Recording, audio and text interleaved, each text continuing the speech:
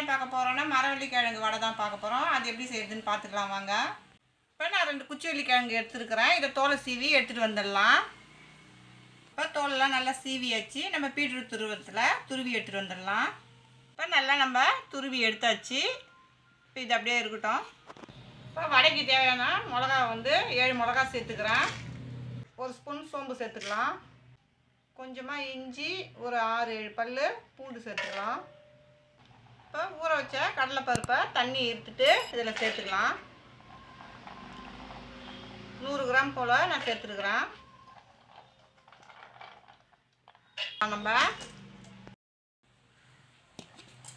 இது நல்லா அரைச்சிட்டு வந்தாச்சு. இப்போ நம்ம துருவி வச்ச மரவள்ளிக்கிழங்க கிண்ணத்தில் சேர்த்துக்கலாம். நம்ம அரைச்சி வச்ச கடலைப்பருப்பையும் இதில் சேர்த்துக்கலாம். தண்ணி ஊற்றாமல் அரைக்கணும் கடலைப்பருப்பை. 1 ஸ்பூன் அரிசி மாவு சேர்த்துக்கலாம். 2 ஸ்பூன் கடலை மாவு சேர்த்துக்கலாம். கருவேப்பிலை கொத்தமல்லி கொஞ்சமாக சேர்த்துக்கலாம். ஒரு பெரிய சைஸ் வெங்காயம் கட் பண்ணி வச்சுக்கிறேன், அதையும் இதில் சேர்த்துக்கலாம். 3/4 ஸ்பூன் உப்பு சேர்த்துக்கலாம். இப்போ இதை நல்லா நம்ம பிசைஞ்சிக்கலாம்.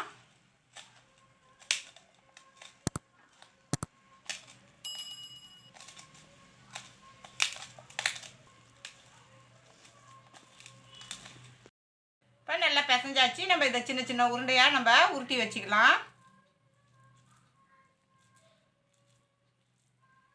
இப்படியே ஒரு ஓரமாக வச்சுக்கலாம்.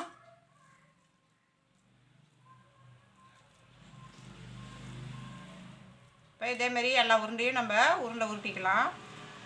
இப்போ உருண்டையெல்லாம் உருட்டியாச்சு. இப்போ நம்ம வடையை தட்டி போட்டுக்கலாம். எண்ணெய் நல்லா காஞ்சிருச்சு. நம்ம வடையை தட்டி சேர்த்துக்கலாம். நம்ம குச்சிவள்ளிக்கிழங்குல தண்ணி இருக்கும். அதனால் கடலைப்பருப்பை நம்ம தண்ணி ஊற்றாதான் அரைச்சி அப்படியே செய்ய வேண்டியது தான். இந்த காஞ்ச மிளகாலாம் நம்ம அப்படியே போட்டு அரைக்கிறதுனால இன்னும் டேஸ்ட்டு கிடைக்கும். பச்சை மிளகா சேர்க்கறதோட காஞ்ச மிளகா இன்னும் டேஸ்ட்டாக இருக்கும். இப்போ வடை நல்லா வெந்துருச்சு. நம்ம இதை திருப்பி போட்டுக்கலாம்.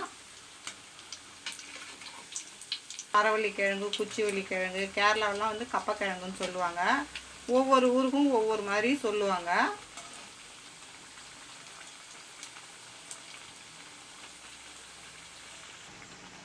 நம்ம எப்பயுமே செஞ்சு சாப்பிட்ற வடையோட இந்த வடை சூப்பராக இருக்கும். நீங்களும் ஒரு தடவை ட்ரை பண்ணி பாருங்கள். எப்படி இருக்குதுன்னு கமெண்ட் பண்ணுங்கள். அதனால் நீங்கள் யாருமே கமெண்ட் பண்ண மாட்டீங்க. அதுவே எனக்கு வருத்தமாக இருக்குது.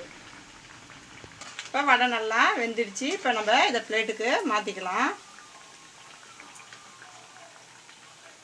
நம்ம இன்னொரு பேட்ச் போட்டுக்கலாம்.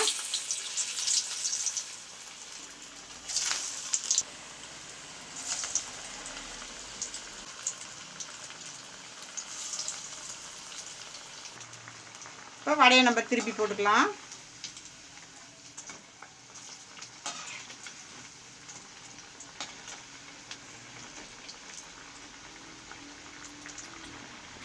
இப்போ எல்லா பக்கமும் திருப்பி விட்டுக்குங்க. அப்போ தான் எல்லாமே ஈவனாக வெந்து வரும்.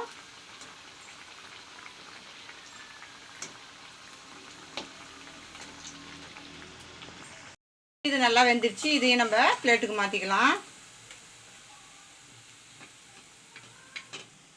நம்மளுடைய மரவள்ளிக்கிழங்கு வடை சூப்பராக ரெடி ஆகிடுச்சு. இந்த வீடியோ பிடிச்சிருந்தா லைக் பண்ணுங்கள், ஷேர் பண்ணுங்கள், கமெண்ட் பண்ணுங்கள். மறக்காம நம்ம சேனலை சப்ஸ்கிரைப் பண்ணிட்டு பக்கத்தில் இருக்க பெல் ஐக்கான் கிளிக் பண்ணி ஆளுன்னு கொடுத்துருங்க. தேங்க்ஸ் ஃபார் வாட்சிங்.